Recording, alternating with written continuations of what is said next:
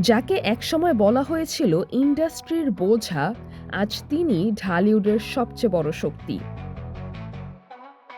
সামাজিক যোগাযোগ মাধ্যমে সম্প্রতি ভাইরাল হয়েছে ঢালিউড সুপারস্টার শাকিব খানকে ঘিরে এক যুগ পুরনো একটি পত্রিকার কাটিং। সেখানে চোখে পড়ার মতো শিরোনাম, বিনিয়োগকারীরা দেউলিয়া, লাভবান শুধু শাকিব খান।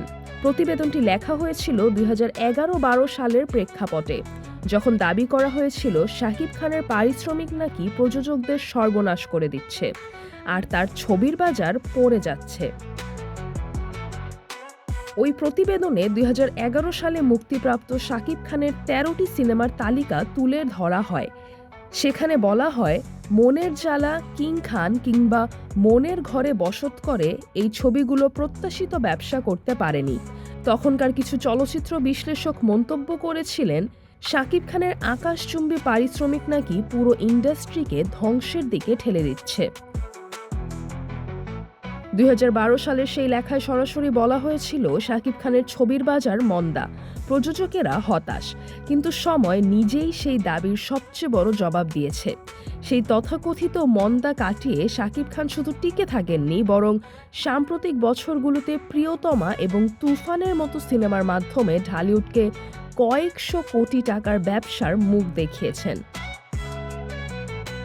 যে অভিনেতাকে একসময় ইন্ডাস্ট্রির বোঝা বানিয়ে উপস্থাপন করা হয়েছিল, আজ তিনি আন্তর্জাতিক বাজারে বাংলা সিনেমার মুখ। চলচ্চিত্র সংশ্লিষ্টদের মতে 2011-12 সালের দিকে শাকিব খান এক বছরে অনেক বেশি ছবি করতেন, যেখানে মান নিয়ে প্রশ্ন থাকত। কিন্তু সময়ের সঙ্গে সঙ্গে তিনি নিজের কৌশল বদলেছেন। এখন বছরে ডজনখানেক সিনেমার বদলে হাতে গোনা কিছু বড় বাজেটের পরিকল্পিত ও মানসম্মত কাজেই মনোযোগী। এর ফলও স্পষ্ট। আজ শাকিব খানের সিনেমায় বিনিয়োগ মানেই ঝুঁকি নয়, বরং নিশ্চিত লাভ। যে প্রযোজকদের একসময় দেউলিয়া বলা হয়েছিল, তারাই এখন তার সিনেমায় বিনিয়োগ করে রেকর্ড মুনাফা তুলছেন। পুরনো সেই প্রতিবেদন নতুন করে ভাইরাল হতেই নেটিজেনদের মধ্যে হাসির ঝড় উঠেছে।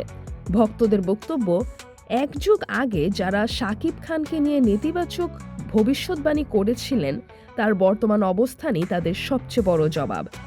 একসময় পারিশ্রমিক নিয়ে প্রশ্ন তোলা এই অভিনেতাই এখন দক্ষিণ এশিয়ার সর্বোচ্চ পারিশ্রমিক প্রাপ্ত বাংলা তারকাদের একজন। যাকে একদিন ইন্ডাস্ট্রির সমস্যা বলা হয়েছিল, আজ তিনিই সমাধান। শাকিব খান এখন আর শুধু একজন নায়ক নন, তিনি নিজেই একটি প্রতিষ্ঠান। সিজরাতুল আভা, দৈনিক আওয়ার বাংলাদেশ।